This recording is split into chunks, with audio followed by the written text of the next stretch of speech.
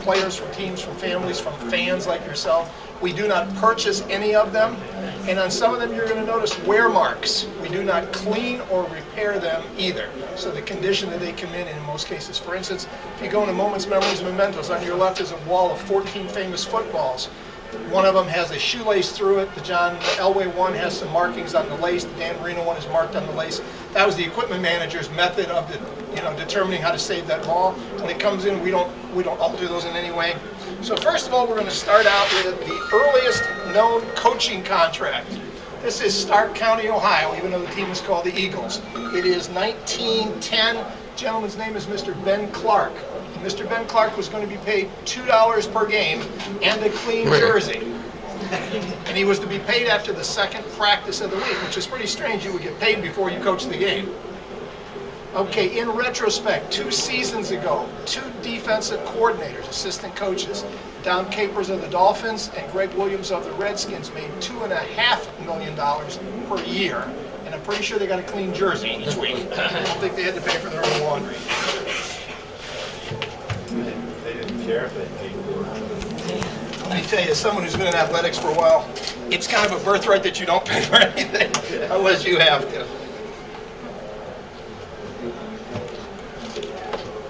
Okay, as you saw at the top of the ramp, pro football dates to the 1890s.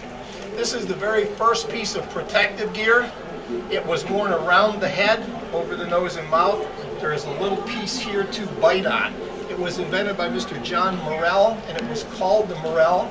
I'm putting things in perspective. It cost $2.50 in the 1890s. A NFL helmet today costs in the vicinity of $350 to $400 and has a lot more protection than this.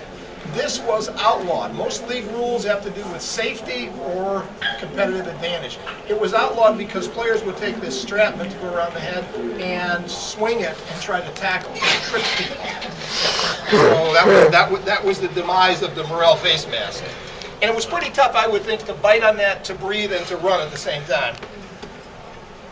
What's that made of? That was made of hard rubber. And just a little bit, we use it around here. I can't imagine you could bite on it. Most of you are probably familiar that today the coach can speak to the quarterback. There is a receiver in the quarterback's helmet.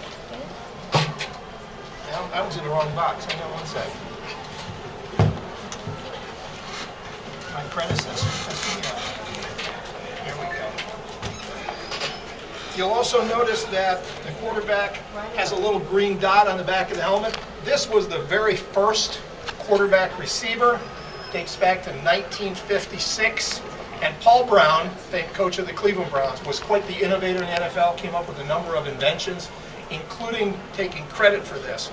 2 Browns fans in the summer of '56 went to Coach Brown and said, "We are changing quarterbacks. Otto Graham has retired, George Raderman's coming in," and the Browns always sent a player in with the plays. Messenger guards, they were called.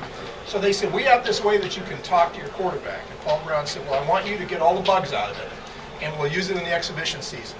So the quarterback that summer, George Raderman, was brand new to the team. The Detroit Lions were the very first opponent, and they noticed quickly no one was running in and out. So they figured out what was going on. They tackled Raderman on every play, tore his helmet off, and tried to break this. So Raderman was the subject of their rap. The very next week they played the New York Giants, and New York's defensive coordinator at the time was Tom Landry, later famous head coach of the Cowboys. Landry wrote in his autobiography that he knew about this, and he had a former Browns player on the sideline, so they dialed into the frequency this was on, and this player would interpret. They called 44 so-and-so, this guy's going to run through this hole, and in his biography, Landry was proud to say that the Browns went nowhere that first half. The Browns discontinued the use in the second half, and the following week, the commissioner at the time, Bert Bell, said, "Since you're the only team with this technology, you cannot use it anymore." So it was dormant until 1996. 40 years it went away. I'm going to show you in a moment what it looks like today.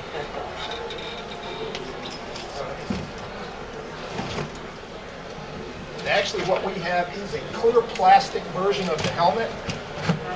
You're going to notice right above the ear holes, these little things about the size of a 50-cent piece, are the receivers today. So you're also going to notice that the white areas here are bladders. They can be inflated with an inflating needle through these spots. So a football player's helmet can be custom fit. but the blue pads and the wires are part of the system. So from 96 until 2008, only the offense had this technology. Last year, for the first time, the defense also got that technology. You will see one defensive player with a little green dot, either a linebacker or a safety in most cases. This one we're going to let you pass around. If you've never held an NFL helmet, they're fairly heavy. They weigh close to 10 pounds. Can they communicate back to? No, thank you. You're getting to my next part. Thank you. 2 rules. The player cannot speak back. I'm sure a coach had something to do with that rule. Can I get one for my kids? Can you get one? I would admit, yes, you want to contact the Riddell Company in Chicago, I'm sure, but he has to wear it for it to work. And secondly, about 10 seconds before the snap, the system shuts down, so you cannot direct the player after the snap. So it basically was the speed up play. Most coaches used to wig-wag in signals, and this takes that away.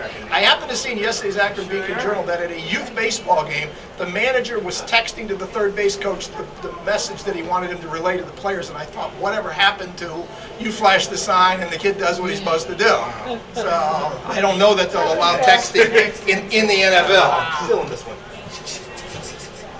Okay. Yeah. Obviously, this is a piece of fabric. This may be a little bit of a stretch to see if anybody will know how this fits into the history of professional football. And think a little bit about domed stadiums. This is a piece of the roof from the Pontiac Silverdome. This is literally the roof. There is warm air that keeps it upright. When you go into a domed stadium, there's a 2 or 3 door airlock. And sometimes the one in Minnesota, the Carrier-Dome in Syracuse, and a couple of other ones get enough snow on them that they collapse. Why it's in our collection is that in the 1950s, Detroit Lions for many years on Thanksgiving Day played a home game. Most of you are familiar, for many years it was the Green Bay Packers. It's going to be the Packers again this year. But anyhow, they were playing at old Tiger Stadium, and it rained the night before, and it rained that entire morning. And by halftime, none of the players' jerseys were able to be read by TV cameras. And the equipment managers estimated that they lost approximately 12 pairs of shoes in the mud during the game. They did not find them until the next spring when they were getting the stadium ready for baseball. So Mr. William Clay Ford said that is an embarrassment, that will never happen again. He lobbied with the powers that be in the Detroit area, and they built the Pontiac Silverdome for him. A few years ago, that building was left vacant. They now play their home games also in the dome at Ford Field in downtown Detroit. Super Bowl 40 was played there, and last year's NCAA Final Four was played there. So sometimes things come about that cause big changes.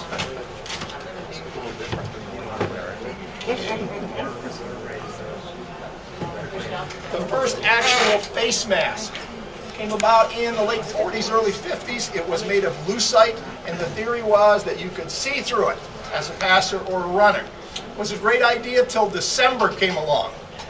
These things are very brittle in sub-zero or sub-freezing temperatures, and so it could shatter on impact, possibly injuring the ball player, possibly injuring the tackler. So once again, the league outlawed this face mask. Along came Paul Brown, so that helmet that you have, that bar face mask, and that's a recent version. But in the 1950s, Paul Brown and the Riddell Company came up with what is known as the tubular bar face mask. Paul Brown said, can't you make it strong enough? Can you make it out of steel? They said, well, we could probably make it out of steel, but we'll have to cover it with something. So Paul Brown's suggestion, Riddell's technology, came up with that face mask. Initially it was a single bar, later was a double bar, and now is what we kind of call a bird cage. And occasionally you'll see a player that has a glass shield on the top half who either has been poked in the eye or his eyes are sensitive a little bit. LT.